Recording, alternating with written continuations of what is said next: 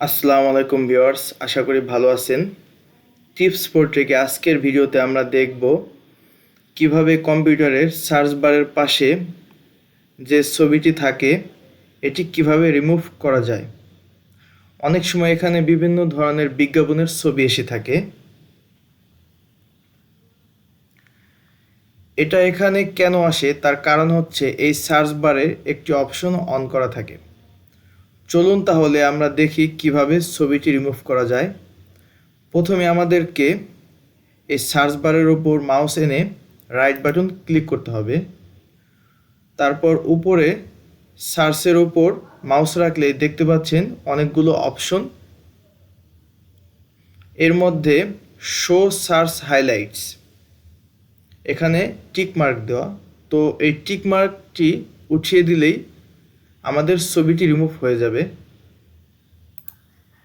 তো ভিউয়ার্স দেখতে পাচ্ছেন এখানে ছবিটি রিমুভ হয়ে গেছে। আপনারা যদি পুনরায় এই ছবিটি আনতে চান তো একইভাবে মাউসটি সার্চ বারের উপর এনে রাইট বাটন ক্লিক করে সার্চের উপর মাউস রাখলেই এখানে অনেকগুলো অপশন দেখতে পারবেন।